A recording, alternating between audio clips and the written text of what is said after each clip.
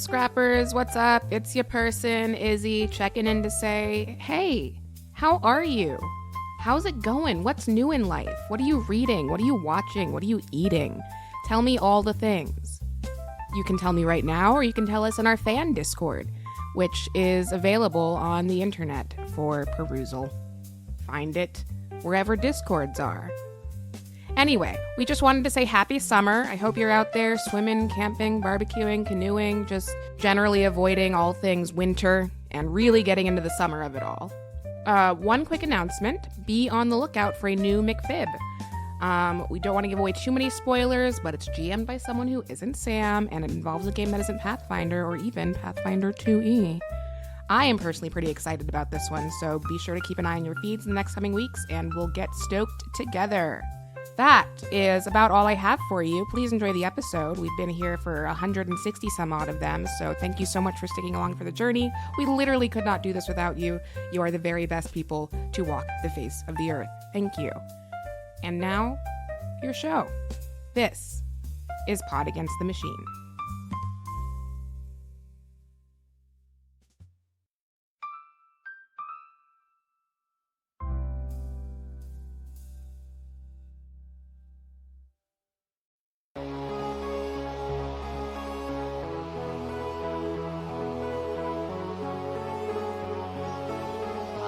Pod Against the Machine.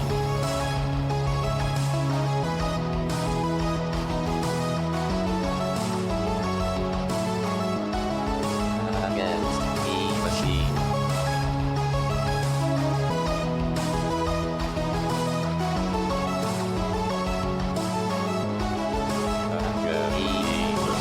Welcome back to Pot Against the Machine, the only Pathfinder actual play that will slap a little acid on your butt. I screwed it up. Welcome back to Pot Against the Machine, the only Pathfinder actual play that will slap a little acid on your color-blighted butt. I'm your host, and here's everybody. I'm still really caught up on the idea of an episode that's all claps with like no particular cadence. It's just every couple of seconds. It's our most John Cagey episode that we've ever John Caged. Hello. We've got 162 claps just waiting. Hello. Hello. Last week, the party, through use of a new spell that Brixby picked up from his school, managed to divine some lore about the strange, pale stranger that they found in a cave.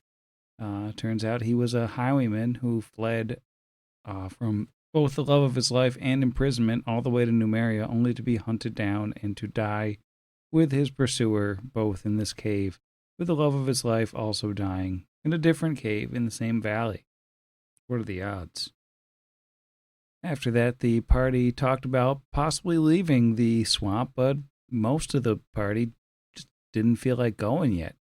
Felt like plugging it out for a while. So they slurped on through the swamp for a while, checking cave after cave and finding basically nothing until they found a bunch of horse-sized wasps. Those were fun. They didn't actually put up much of a fight, though, as several of them burst into clouds of ash and crumbled into nothing upon being struck, and the party was able to deal with the rest of them very quickly. After that, they moved along farther into the swamp, found a place where there are 5 caves very close together, and when they went to approach the caves, a froghemoth burst out from under the water, slapped a tongue on Kira, and it ate her. Kira has been eaten.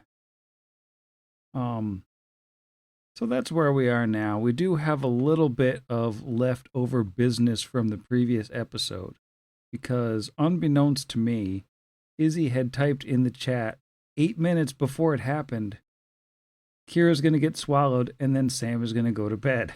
Funnily enough, that is exactly what happened. And we do have a precedent that predicting things equals Sky Medal. So, Izzy, I would like to present you with this Sky Medal dedicated by Bellandora, who presciently says, according to the Technic League News Bulletin, 1 out of every 8 adventuring parties has a weird undead guy in their bag of holding. You must be pretty special. Wow. So Super Sky pressure. Medal also for Bellandora. Yeah, Bellinger also gets a Sky Medal. For a second, I forgot about Nemgetter? the casino owner Oh. Garmin. and Garmin, thought yeah. that somehow they knew we just put a different weird undead guy in our bag last episode. It was like, how did they know that? Still pretty impressive. Famously, Bellandora is listening in on our Mhm. Skype calls. Oh, one of the other Izzies. They're one of the Izzies. She's one of the Izzies. Now I have to check if her user ID in Discord is Bellandora and Izzy. It is. It's Bellandora and Izzy. It's been There you right go. in front of us the whole time. This whole time. This pod brought to you by Glass Onion.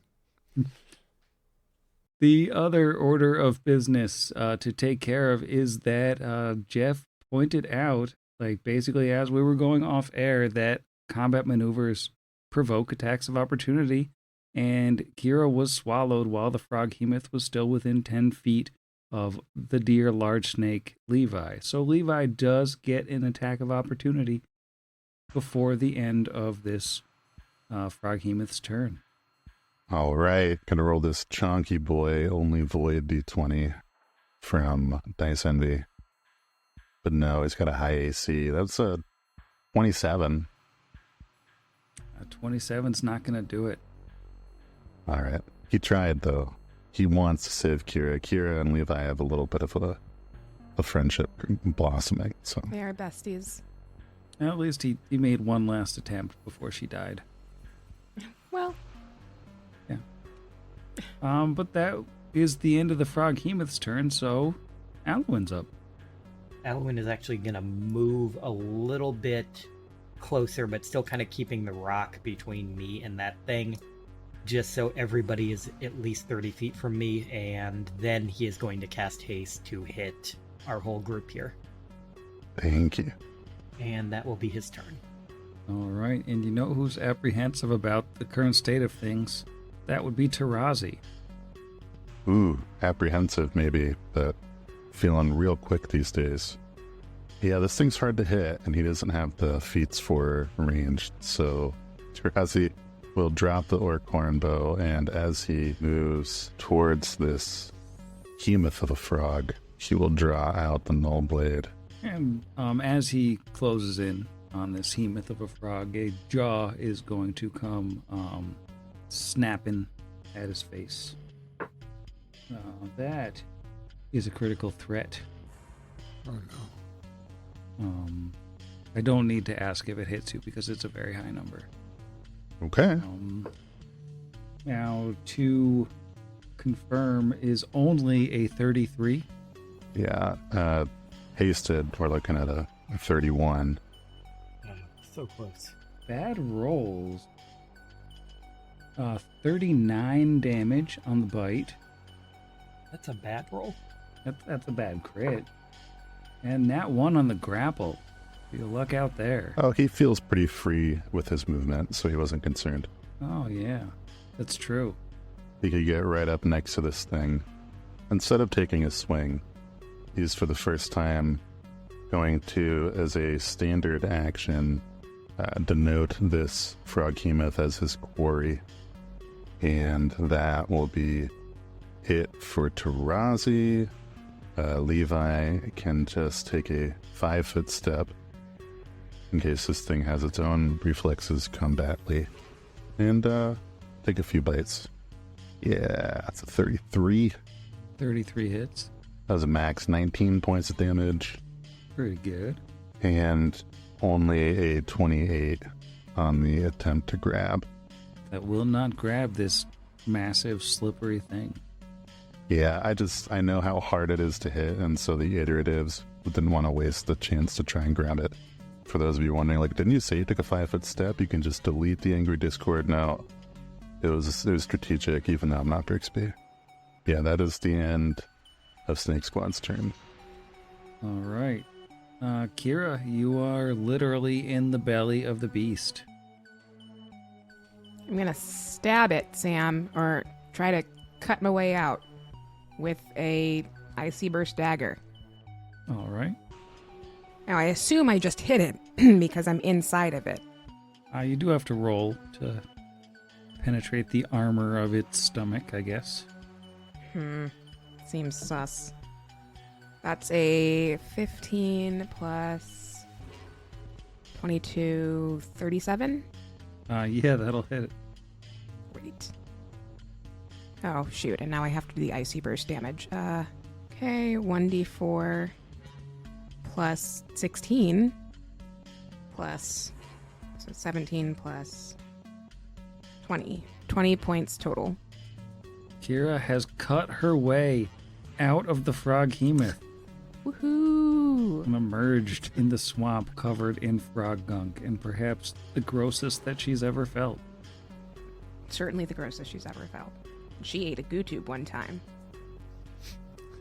How is that related? The fact that you did that in one round made it seem like it was like a slide. You just like went in and just kind of kept going, cut your way out the other side. And then just Yeah. shot out the stomach. Just point the dagger on your way down and just... I think Kira emerges and just, ew. I'm gonna kill this thing. And that will be her turn. All right.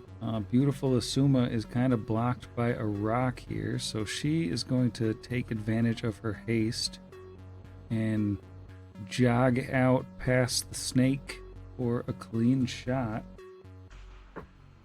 And as long as she doesn't roll a natural 1, basically she will hit this thing's touch AC. So, a nice little 16 damage. It's starting to look pretty hurt. I mean, it does have a gaping stomach wound now, so obviously it's pretty hurt. And Brixby. Brixby is going to cast invisibility on himself and move up. There it is. And that there being the northwest. And that's going to be the end of his turn. All right, and we're around to the beginning of round 3. The color-blinded behemoth, or froghemoth, sorry, is very angry. I think it's particularly angry at Kira because she cut out of its stomach. So it's going to start by biting her, and then we'll see where it goes with its other attacks, you know, as things progress here. That is a critical threat on the bite. Dang it. This frog hates me. It's mad at you. To confirm, a 33. Yeah, that'll do it. On the blur, we are looking at a 27. That's a close one. Ooh. So it got 39 on the crit damage. Is that the exact same crit damage again? It's close. Yeah. And the free attempt to grab, that is a grand total of 36 versus CMD. Yeah, that'll be my CMD. All right, so Kira is once again grabbed. Now this thing also is going to start slapping some tentacles at some snakes, as one can do. So first, it's going to slap Tarazi with a tentacle. How does I'm so bad at math right now. 37 sound for slapping. Ugh. Yeah. So that is 14 slap damage. It can't grab you, so it's going to just slap you one more time. Only an even 30 on the second slap. Oh, if not for haste, that would have hit. The haste brings him up to 31. Aloe and MPP. All right, it is going to slap the bigger snake now. It's just, spreading a little bit of the love here. How does a 36 sound? Unpleasant for me. That is 15 damage on the slap. Natural 20 on the grab. Woof. So, a little bit of constricty doodle here. He can grab multiple creatures with his cool tentacles. He can, because he's so big, he got so many limbs. And, the constrict is only 16 damage on the tentacle. And I guess it's going to slap that last tentacle at the other snake since it's got everybody so grabbied. That is a even 40. So even. Yeah, that does hit, and that's not a crit, so yum. 15 more damage. And it's just going to swing a tongue out at Brick's bow. It is invisible. I am invisible. Oh, never mind.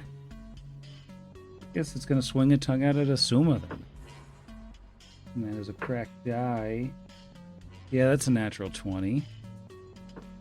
I am rolling very well. It does not confirm, though. Well, that's good for Asuma. Tongue doesn't have very good damage. It's only 11 damage, so she's alright, but we have to roll to see if she is grabbed as well, and she is grabbed as well. So the color-blighted Froghemoth's full attack is over. It has 3 people grappled, and the familiar Alwyn is up. I assume you're going to run into melee to rescue your friend. Yeah, no, that's exactly what he does. He actually... Ooh. I can do that from hiding around the side of the rock. He saw... You can just barely see part of Tarazi's square, so he saw how badly he just got hit. And if I get closer, maybe I can do something for Kira later too. So he is going to just kind of sneak around this rock here. And he is going to cast Long Arm onto himself and hope that Tarazi can hold off for one more round before getting healed. And that will be his turn. Alright, that'll take us to Snake Squad.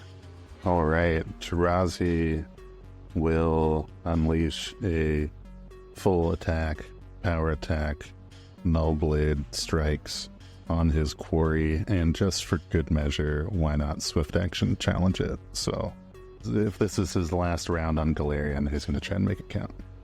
He says famously rolling a 5 on the first dice. Ooh, a 6 on the second one. It's going great. No, 5, 6, 9, and 7 on 4d20. It was quite an embarrassing show. But Levi will take a 5-foot step closer. And Levi is grappled. Levi won't take a 5-foot step because he's grappled. You passed. And Levi will just chomp at this thing. No. Levi is going to roll to take over the grapple. This could be big. It's gonna be big. Not if I can't roll over a 5. So don't worry about it. Snake Squad out. Turns out it was small. All right, Kira, you are grappled, but on the plus side, you have a dagger. I do have a dagger. And you've already been eaten by this thing once. It wasn't so bad. Yeah, it's fine. I'm gonna attempt a full attack with a dagger. So Kira's just gonna do a bunch of stabbing, I guess. All right, let's see how this goes. That's not good. That's gonna be a 20. Non-natural. 20 won't do it. Oh, this is not looking good. It was on a 20 and then it rolled to a 14, but that does make a 25. I feel like none of these are going to hit. 25 won't do it either. Yeah, this is not great. That's an 8, and that's a 6. So, no, nothing happens. Just stabs and flails. Wow. That's a rough turn. Yeah, well, you gave me a dagger, Sam. I didn't choose to give you a dagger. That's true. You reluctantly handed a dagger off to one of your characters, and then I took it from the character. I think. I actually don't remember how we got it. It doesn't matter. You found it on a dead body, as most things the party. Well, Asuma is going to, while grappled, fire her laser pistol, since you can only use one-armed weapons. And since it resists fire, that only does a very small amount of damage. Alright, Invisible Brixby.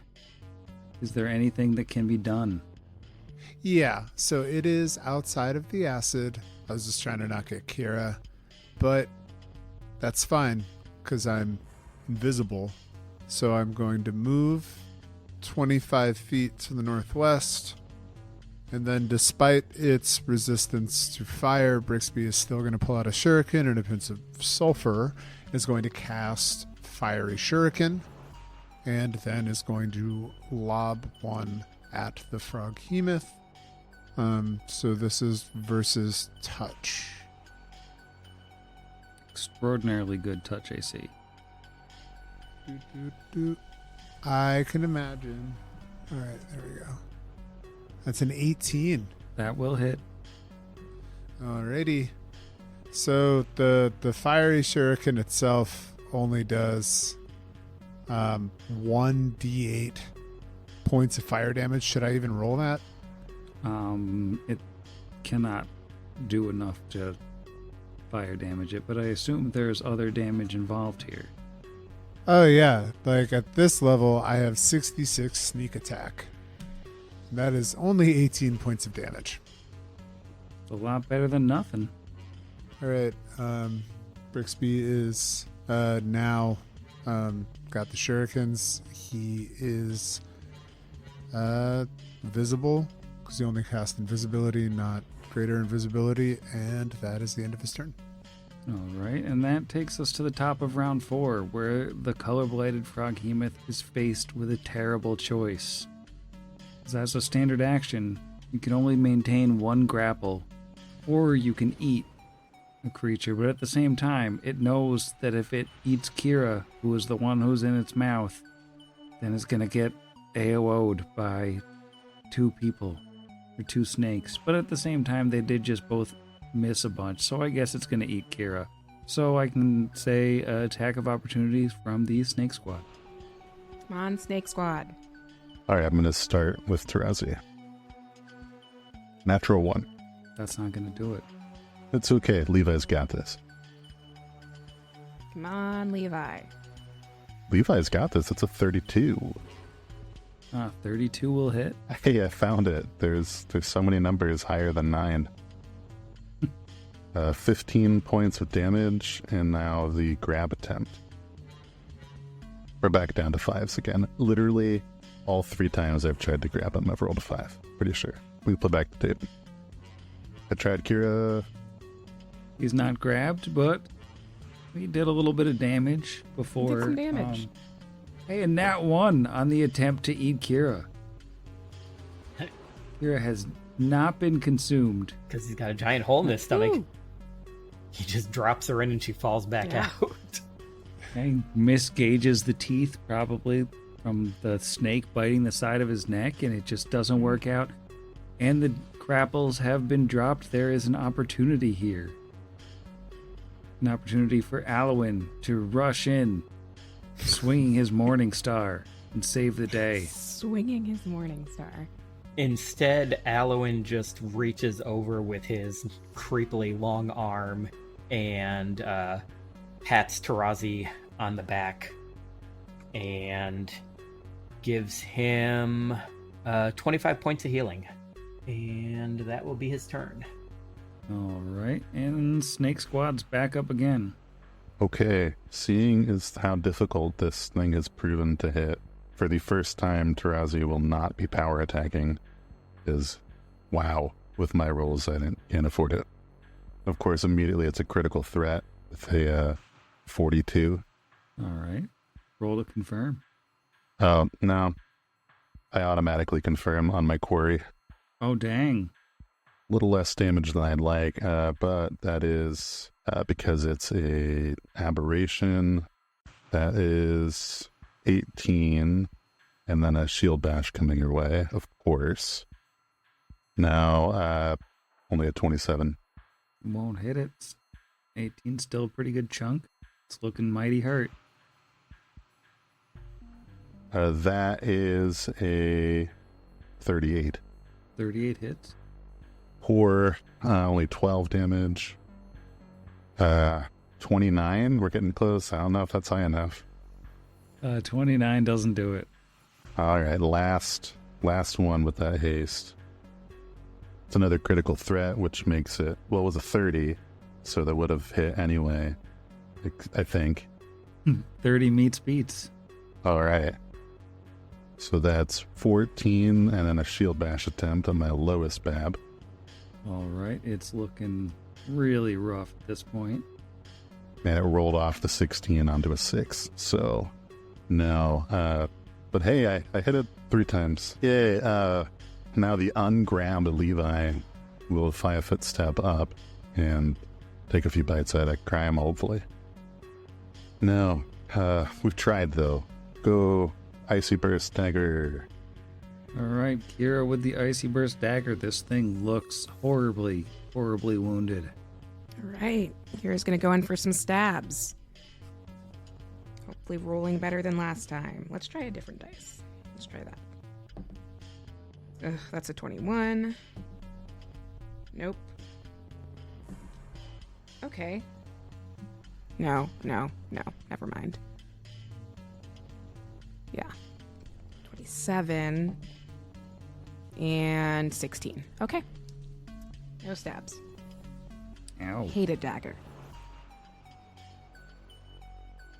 All right, well, Asuma is... Oh, she's just going to kill it. Because she can only miss on a nat 1. And she gets 4 shot. And it only has 3 HP left. So, yeah, she gets it on the first shot. Kill Nice. stealing Asuma. Fortunately, that means she gets all the XP for it. Yep. Unfortunately, none of you get anything. And she runs away laughing.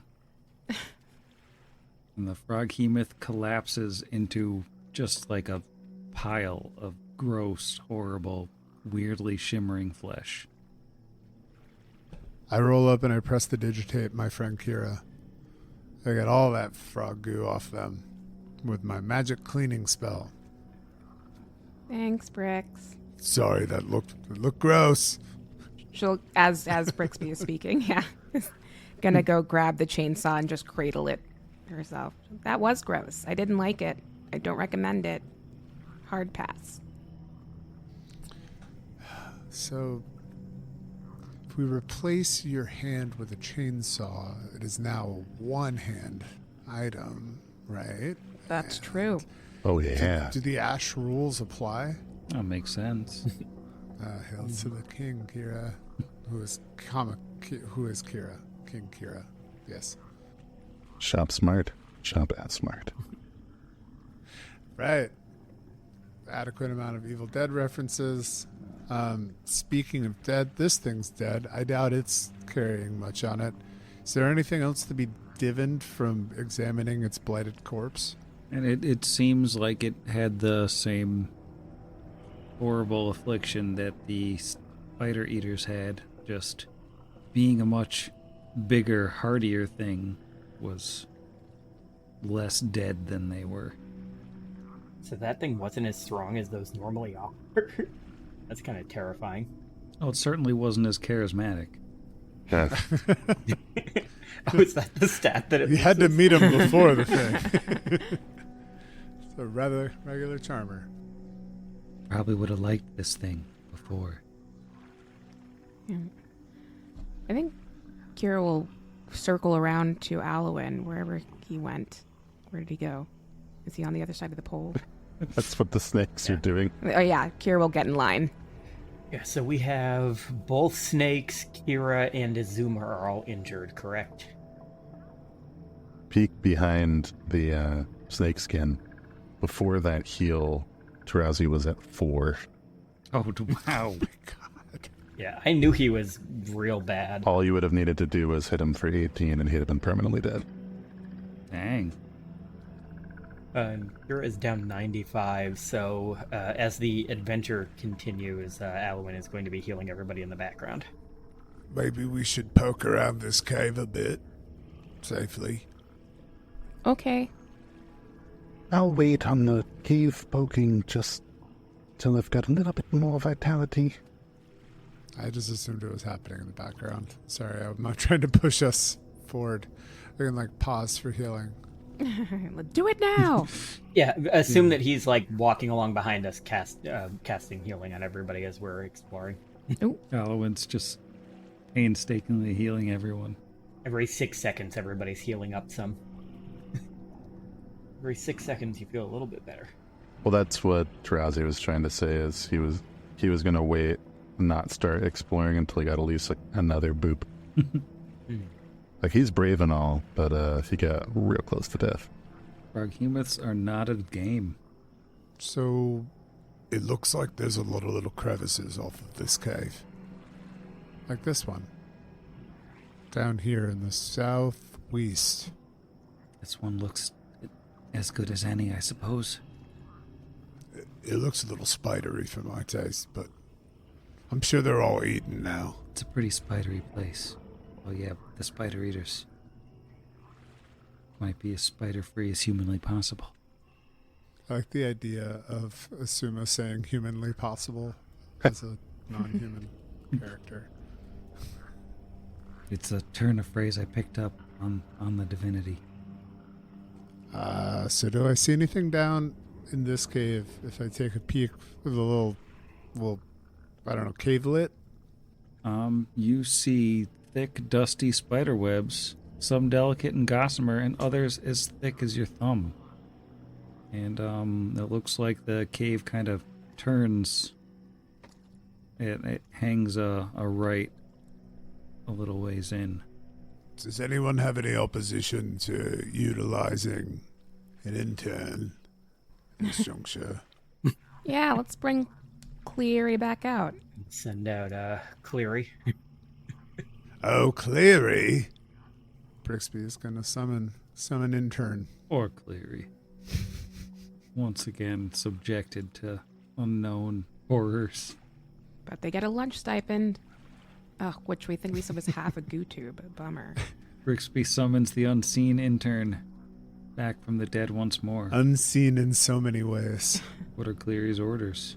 Walk down this cave, and if you hit an end, turn around and come back to me. Cleary walks in, which you can't really see, but as it's passing through the webs down a little ways into the cave, each of the webs that it disturbs with its vague, invisible form crumbles away into ash, much like the spider eaters did, and just sort of leaves almost no trace as it falls onto the oddly shimmering ground. And after Clear gets down to the corner, about 20 feet down, and the cave hooks over to the right, Clear returns. Seems safe. I don't know if we want to check it out, but it looks like those spider webs just turned to ash. Clary doesn't know if there's anything valuable in there that's kind of beyond their capacity. Well, it didn't take them too long to get down and back, so maybe we can do the same thing. Just need someone brave to go first. Who's brave? Braver than me. So brave. It's Asuma. I'm gonna hide behind Kira. Thank you, Suma. Oh no, the focus moved and I flew 30 feet backwards. So Kira goes down about 20 feet into the cave and sees that it does indeed hook right, and she can see then it sort of splits off to the south and also continues straight. All right, come on into the dusty web cave. Yeah, heading down into the cave, when you catch up to Kira and no time has clearly passed, you see the cave kind of continues on straight or hooks on down to the south. Kira is bravely charging south. Kira hasn't gone to lead in a while. And as Kira's pushing through these cobwebs that every so often ripple with an indescribable color, they do all crumble away to ash on any physical contact at all. But you find that the cave here opens up into a wider chamber, the ceiling kind of suspended by a single rock pillar. The ground here is a bit muddy, but mostly dry, and it's a almost rectangular room with a little niche off to the northeast. Kira's running through the caves, touching all the spider webs. Just delighting in the power of destruction. Destruction. 34 perception in this niche. Anything like a neurocam or loot? There is a humanoid skeleton laying in this niche, kind of just barely sticking out of the water, wrapped in what looks like a nice kind of robe. No neurocams obviously present, but In the pocket? I mean, it looks like there's a bag strapped over this dead skeleton's shoulder. Yeah, Tarazi will go grab the skeleton and kind of bring it out. The skeleton Bring it up. crumbles into ash when Aw. Tarazi touches it, but all the stuff is fine. The So they'll skeleton's just shake the dust gone. out of the robe. It's just everywhere. Oh no. Oh, I found there was a person in his, but they crumbled like everything seems to do around here. What's in the bag? Well, while you're looking in the bag, can I just get a quick will save from Levi? Oh boy. Oh no. Known will save extraordinaire, however. Yeah. It wasn't me this time. It's gonna be like a haunt that's like eat the closest rat. Oh no. Well, Thanks. prepare to get at. That was a natural 5. And his will save is single digits, I'm confident. Yeah. Yeah, so it's a total of a 9. Does a 9 beat the DC? It seems unlikely. I have no comments at this time. Anybody who wants to can make a perception check, though. Yes. It's a 31 from Bribby. That's pretty good. Brixby, you might notice That's this. 30. Oh, 30 from Kyr's. You might notice it as well. A totally normal thing that probably has a reasonable explanation. Levi doesn't appear to be casting a shadow right now. That's weird. Does Levi emit light? He hasn't before. Have you learned any new magical tricks, my friend? Maybe he has. It doesn't look like he's got a shadow. Tarazi will peer at him. Do you need a spellcraft, or is this like an arcana thing? What's going on? Nature? Would probably be an arcana. What about that 7 total? 14. Oh, I beat someone. That seems like a weird thing. Probably just some weird Gar the Spider stuff. He's probably fine. 5 for 23. Not my highest roll. Just seems normal. Yeah, this seems like pretty standard snake stuff. I mean, he's got no bones, no shadow. It's just, it's weird. Everyone knows the shadow comes from the bones. That's where it's kept. Inside of the bones. Yeah, it's yeah, that's why I'm a doctor Yeah, that's as well. the famous bard Lane Staley once said, I believe them bones are me. Yeah. And you say that 'cause you have a shadow. Yep. Checks out. But that robe looks fancy, as does that bag. Do they cast shadows? They do cast shadows. And in the bag, there are 5 bottles, a wand, a folded piece of paper, and a book. If I take 10, I get an automatic 31. Okay, does a 31 get us almost everything? Everything? It sure does get you everything. The bottles are, I would say, the least interesting thing. You've got 3 potions of cure moderate wounds, Nice. That's good. 2 potions of cure serious wounds, Okay. a wand of displacement with 10 charges. Oh, nice. Oh, cool. The bag itself is a handy haversack, Oh, sick. I just spent a bunch of money on one of those. and I kind of can't believe how cheap this item is given how good it is for someone in this party, but the robes are robes of arcane heritage. I am actually wearing robes of arcane. Oh, you're already wearing them? Yes.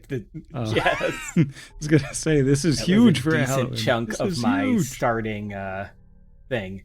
I can explain to the audience what those do, though. Go for it. You can explain to They me. basically, for the if you are a spellcasting class that has a bloodline, like a sorcerer, your What about a blood rager? I don't know if it works for a blood rager. We should probably look at it because it might be good for Kira too. It Yeah, I'm basically looking it up. it treats your level as 5 higher for the purpose of determining which bloodline abilities you have access to. It does treat your level as 4 higher. Oh, 4 higher, excuse me, not 5 higher. Oh no, that's unfortunate. I found it right here in the FAQ. Blood Rager bloodlines. Can a Blood Rager use abilities that require sorcerer levels and relate to sorcerer bloodlines like a Robe of Arcane Heritage? Directly from the FAQ. No. Some hybrid classes like the Brawler have a class feature allowing them to use items related to their parents' class, which I guess is like the Monk. But the Blood Rager does not. So Aw, I so apologize for good. putting that on the table. We can still sell those Yeah. dudes. Worth 16k. That's not terrible. Yeah, we'll take it. So we'd get 8 out of it. Alan, do you want to hold on to this wand and maybe we could whap it on the frontliners? Yes, I can hang on to it. And maybe, speaking of our frontliners, I think the two of you, Kira and Tarazi, should maybe split up these potions in case you get injured while I'm far away, like what happened in the last fight. Like from just now. Yeah, so one of you guys take 2 and one take 3, because I think there was 3 of one and 2 of the other, right? Yeah, 3 of one, three of the moderate, 2 serious. Yeah, so each take a serious, and then one of you take 2 mod and one take 1 mod. Can the snake take a mod? The other snake? Just jam it in his pocket. Attached to its barding. Yeah. Can we put pockets? To sort of subsume it into his surface. Yeah, just goo it in there. Hmm? Hmm. Okay, just hot glue it to the outside. What could go wrong?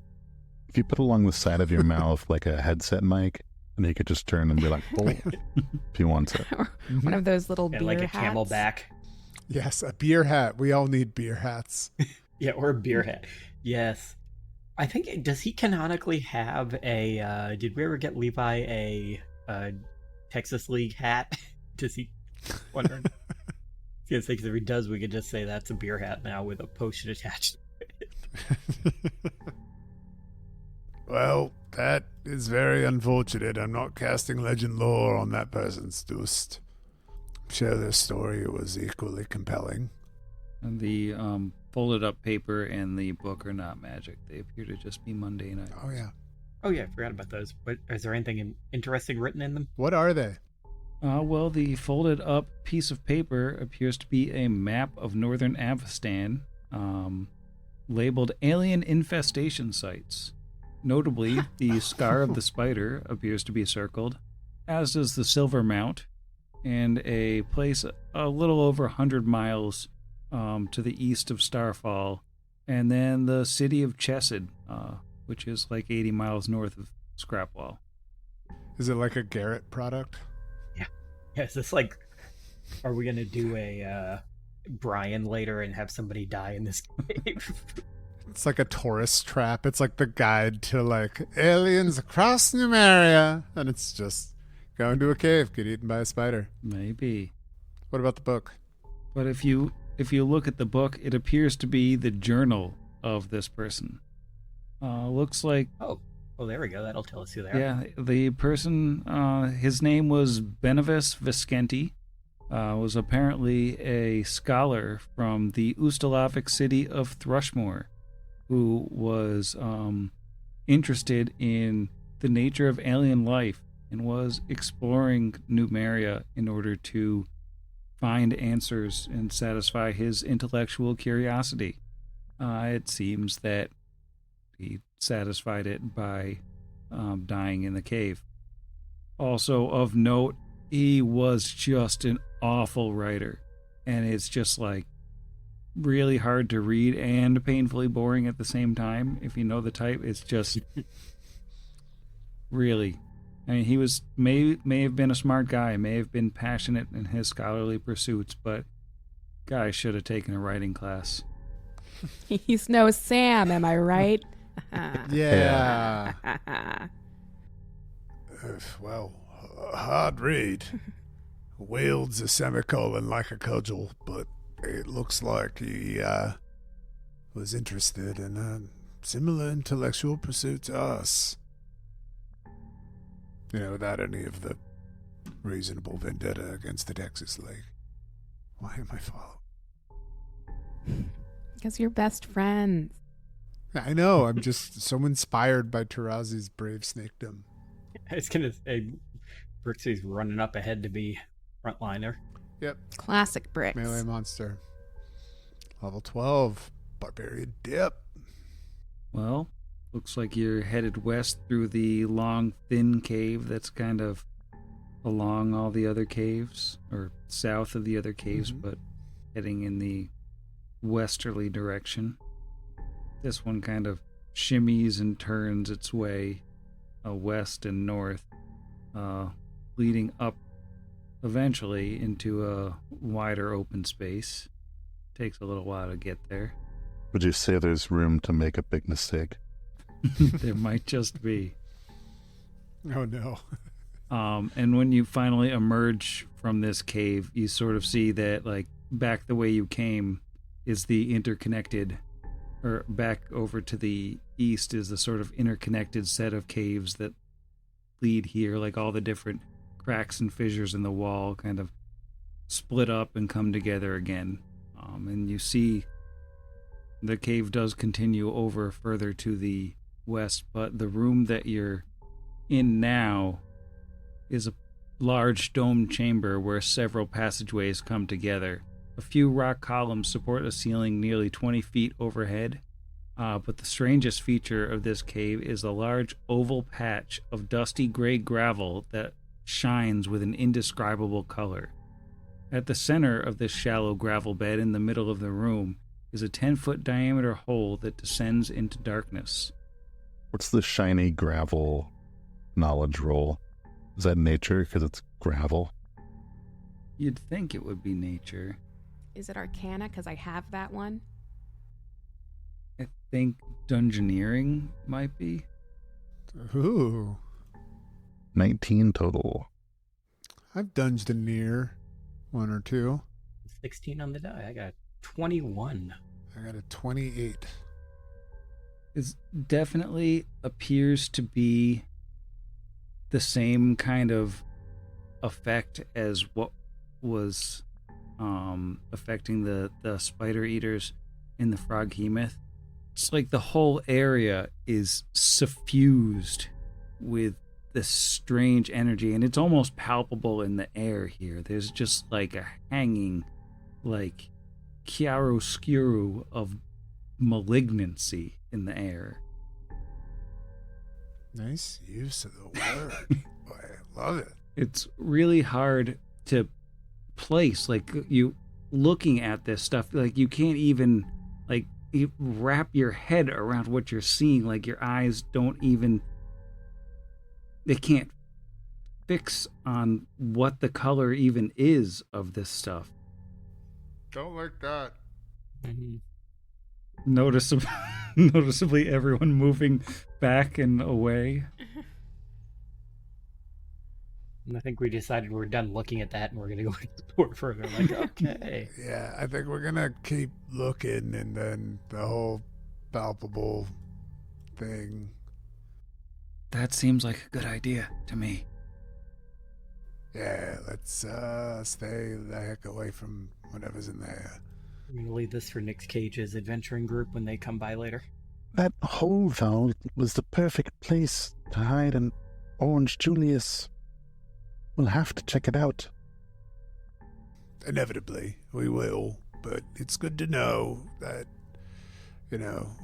nothing's going to sneak up on us. We might want to check all other areas before we consign ourselves to an indescribable death. I'm stuck in the wall. Oh no, the game's paused. That's it. Oh no. Nothing's happened, I'm sure. As you hook your way through the tunnel that leads behind the large room with the weirdly colored gravel, you find another large cave. This chamber seems to be empty, save for 4 heaps of what appear to be discarded clothing and armor strewn out on the cave floor, as if the people who'd worn them had simply laid down and evaporated away, leaving their gear behind. Now, as you are moving through this space and maybe looking down at the stalagmites up above, or looking up, rather, at the stalagmites hanging down, you might just catch just the swiftest glimpse of a strange strand before it whips down, and one of them's just gonna slap at Kira, and the other... No, wait, I'm sorry, I didn't look at the map properly. One of them is going to slap at Levi, and one of them's going to slap at Alwyn. So the first one, Levi, not very good roll. How is a 12 versus your flat-footed touch? Yeah, because his touch is normally 13, and he gets a lot of that from Dex, so yeah. That'll hit. A sticky, thin strand whips down and hits Levi. He takes 2 strength damage. Bummer. Bummer. And Alwyn, how does a 15 hit your flat-footed touch? Just barely. 14. Ugh. 3 strength damage for Alwyn. Alwyn can no longer hold himself up. What does that put your strength at? It's me at... I'm currently at a -3. Oof. -3 mod, not -3 score, I assume. Yeah, -3 mod. As huge eyes open on the faces of these conical creatures hanging from the ceiling, just above toothy mouths. Long strands of fibrous materials whip from their sides, and it's time to roll for initiative.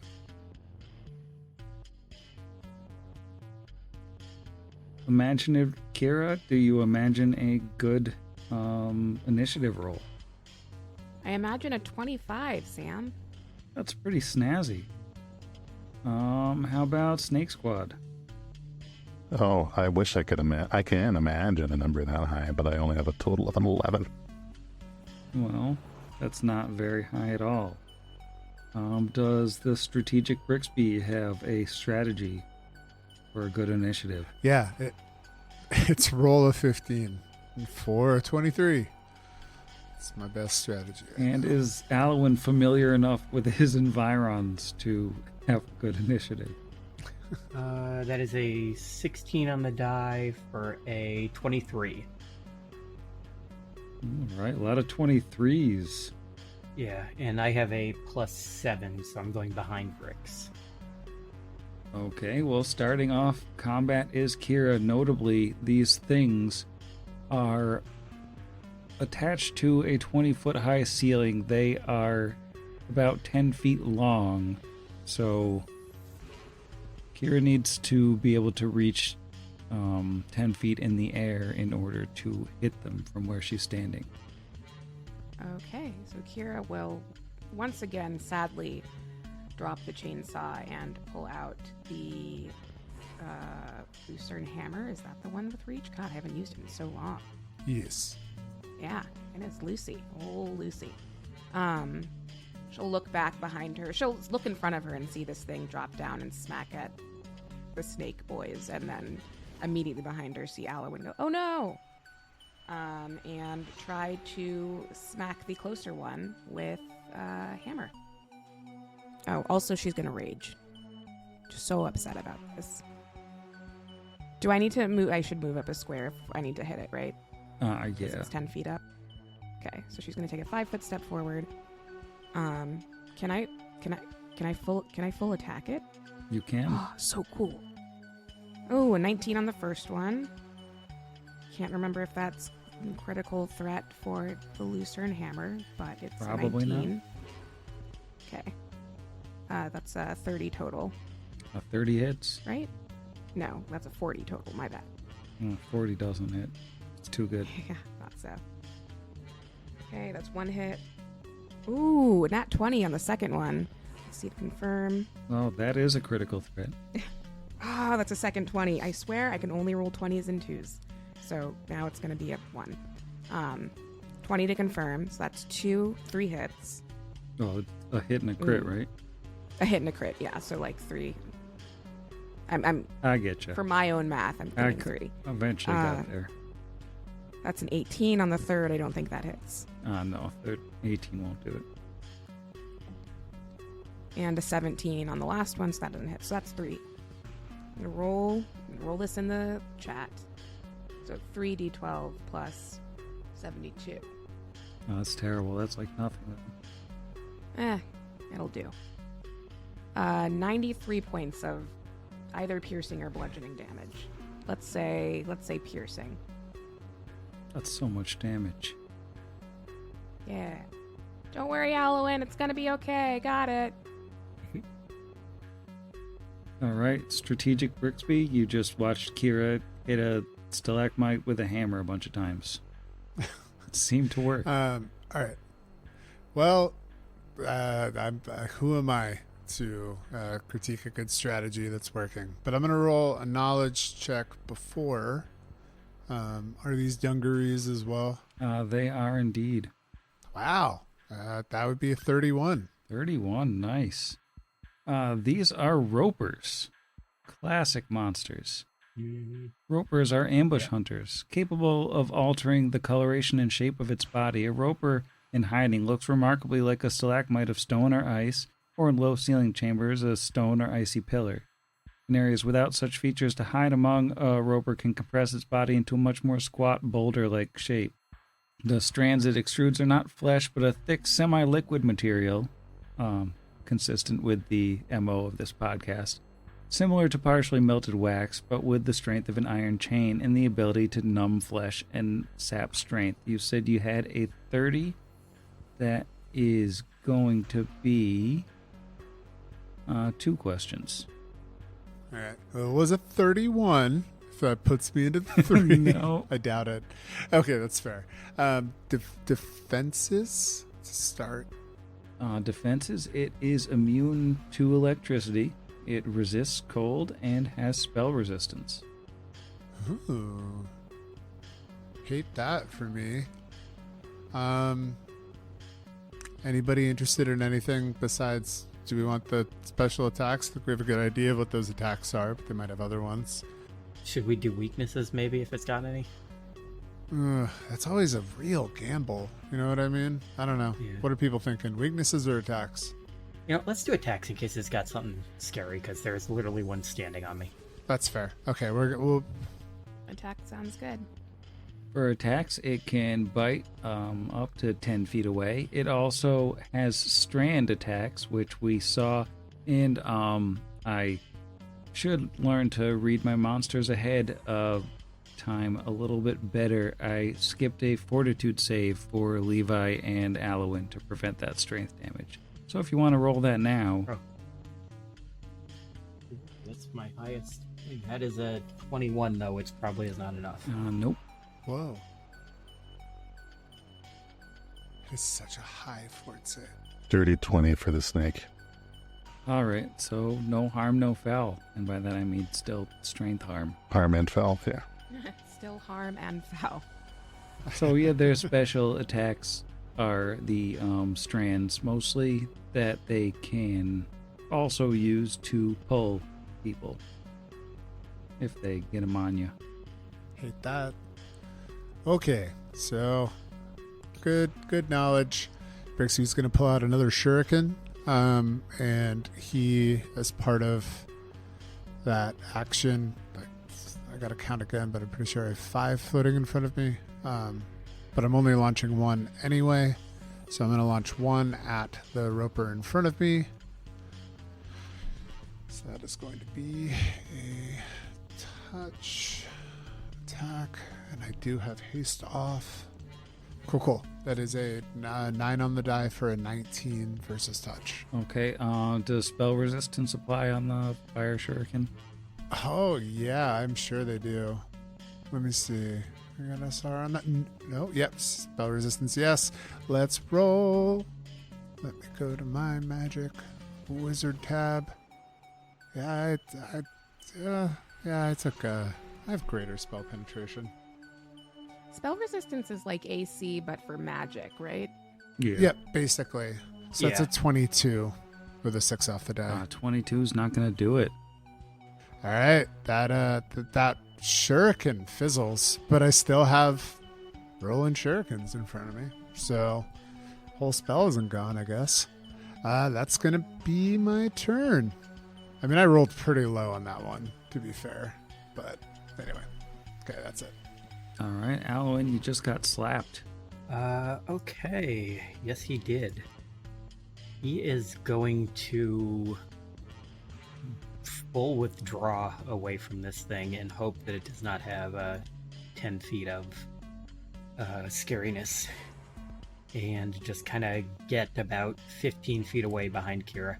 Does it have 10 feet of reach to attack of opportunity maybe during a full withdraw? Well, it does, but it's high enough off the ground that it can't reach it in multiple squares. That it can't reach it. Okay, awesome. That is gonna be his turn then. He does not want to be directly underneath this thing. I can't imagine why. All right. Well, the affectionate Ropers not being known for their ability to move quickly, I think it's just going to try to bite the half-orc that just hammered it a bunch. With its big chompy mouth, that is a 30. Yeah, 30 will do it. Trying to get a little revenge. 70 on the blur.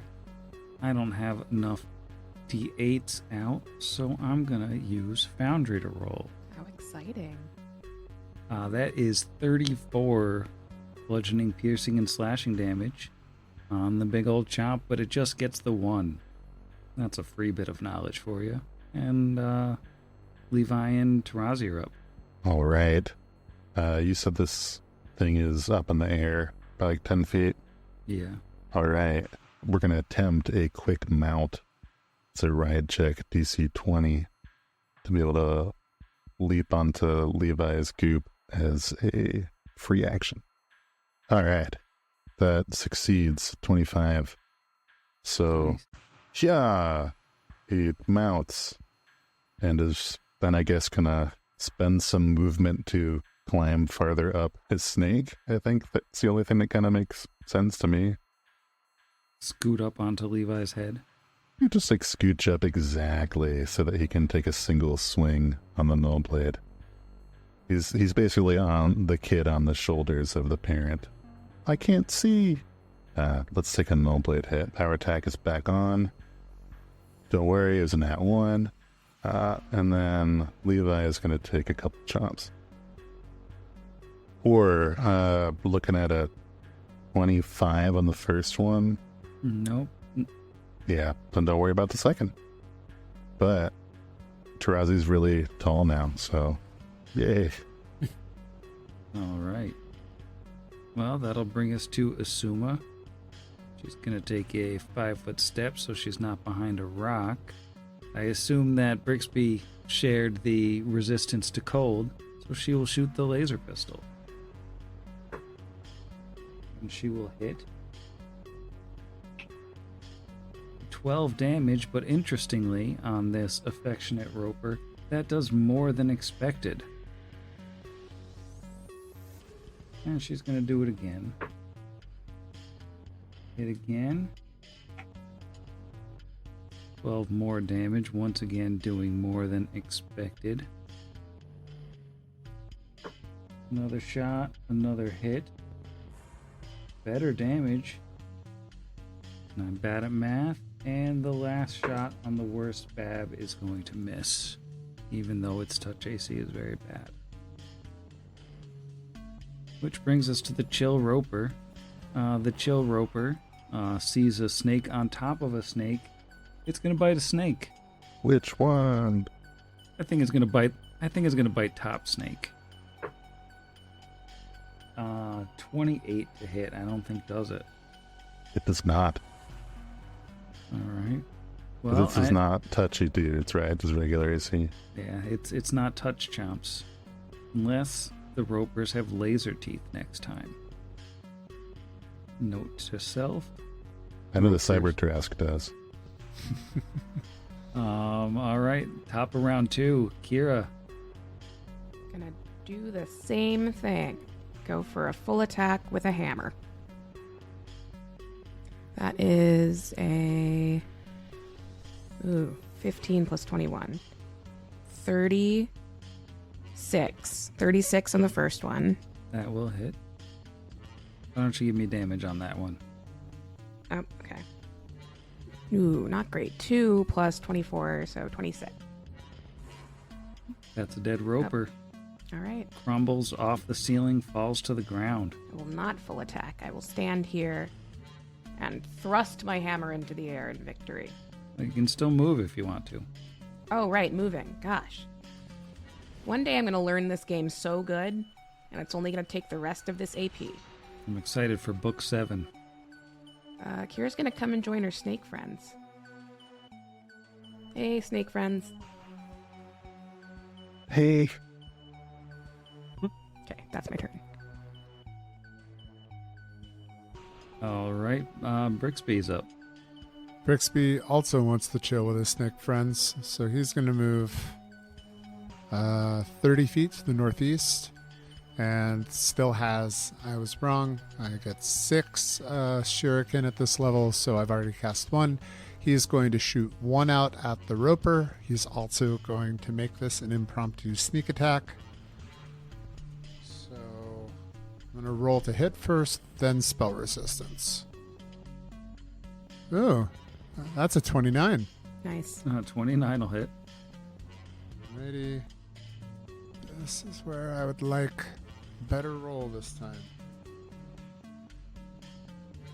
Don't ask Foundry for stuff. I rolled a 3, so piff.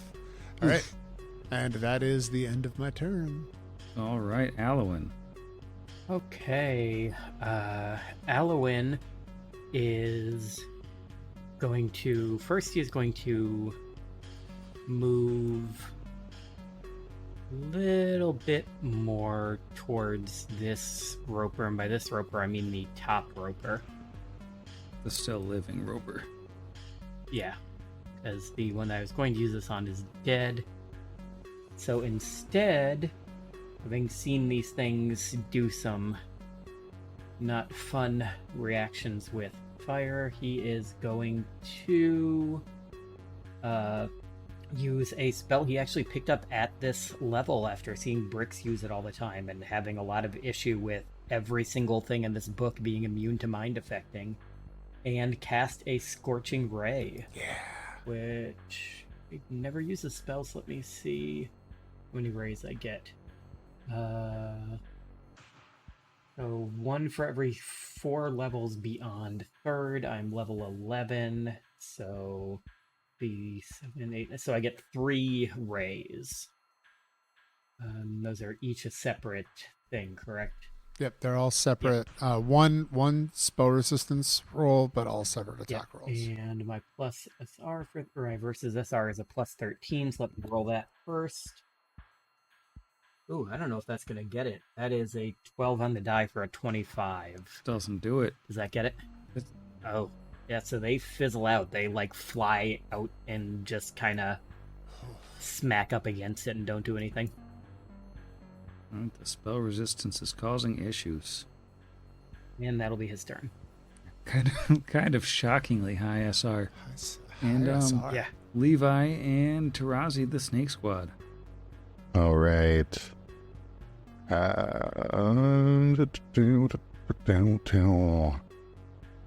Levi is going to run around this thing, provoking, so that they can flank with Kira. 31 on the Chomp of Opportunity. Nope. Dang. Yeah, Levi's unhasted AC at this level, thanks to a recently inherited amulet, is 1 higher than that at 32. Ooh. And then he'll take a single flanked chomp Ooh, that might actually do it. With the flank, we're looking at a 32. Yeah, that's a hit. 17. First blood on this one. Kill it. Cannot roll on grapple checks. That was a 3 off the dice. We'll just move right along and take some null blade swings. It's a 27, 29 with a flank. 29 hits. Ooh, we're looking at 27 damage. Because I know this is an aberration and I'm good at rangering. Well, that is the number of dresses that you just hit this roper with. Yeah. It's a nat 20. Roll to confirm. Hey. No, it's only at 22. Alright, still a hit. Max, that's 28. Because I'm good at rangering. Haha. Favorite enemy. And last swing. No, only at 21. Alright, still very good turn. Did some damage. A lot of damage on this thing. Alright, Asuma is going to move up so she can actually shoot this thing and take one shot with her pistol. Yeah, that'll hit. Or, thanks to its weakness to fire, pretty good damage. But now it is time for the chill roper to rope. Let's see. I'm going to roll a d6 to see who it hits. 1, 2, Tarazi. 3, 4, Levi. 5, 6, Kira. That is a 5. So it's going to chomp Kira. 26 to hit? Yeah, yep.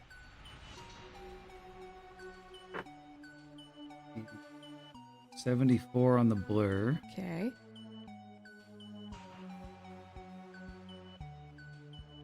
Alright. So we are rolling in Foundry again because it's just so many d8s. That is 37 damage. 37 damage. Big time damage on the chomp. All right. But your prize for getting bitten is it is your turn and you do have the flank. Awesome. Gonna hit. How is it looking? It looks rough. It looks rough. It's definitely bloodied, except, it's weird stone things, so Alright. not so much with the blood. Well, let me just help out and hope I don't be a kill steal. We'll just gently jab it with a hammer. Steal that kill. Steal that kill. Ooh, that's a 31 on the first hit. That hits.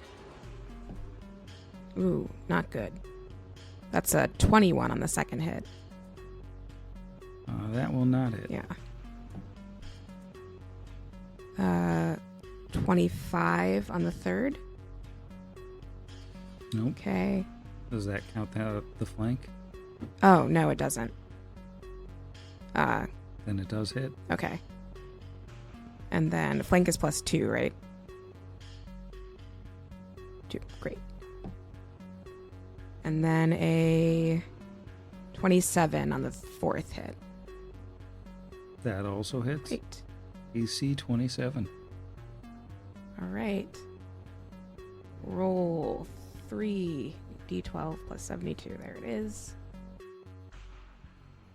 8 and a 10 and a 4. 94 points of damage on the chill roper. Well, I am sorry to inform you that Kira does not get what she wanted. She has stolen the kill. Oh, yikes. Sorry, guys. No, it's fine. You earned that kill with 94 damage. As the second roper clatters onto the cave floor, and this weird section of weird cave in this awful, terrible place is, it's cleared, I guess. I'm going to bed. Night, Sam.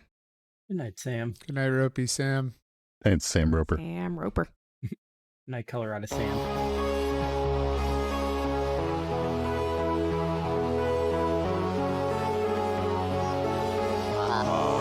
Against the machine.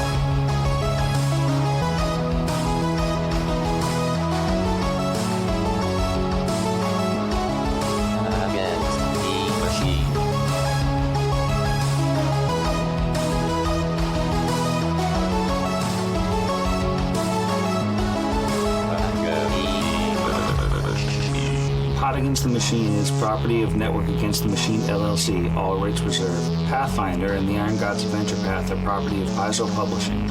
See their website for more details. Theme Against the Machine was written and performed by our own Zach. See the show notes for additional music and sound licensing.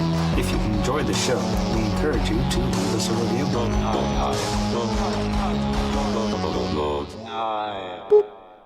Nope, gotta do it again. One more time. Third time. We're gonna do it live. Triple clap app. Triple clap app. All clap app. Oops, all claps. Oops, all claps. Wait, I can move the dice. Can you see that? Yeah. Well, No. I don't think we can see you move your dice, but you can always just kind of click them and mess with them. Oh, that's great. I didn't realize you could just pick it up and throw it around. This is really satisfying. The joys of Foundry. Where's the Dusty Web Cave? What direction? Down here. Southwest. Oh, yep. Gonna break that dusty cave. And Yeah. I see what you're thinking. And Brixby casts light on copper and hands it to Kira. Is this what you think about? Yeah, I was totally thinking this. Oh, never mind. We're my on the bad. same page. You with your 22 intelligence and me with my 7. It's a 23. But, it's like, who's counting anymore?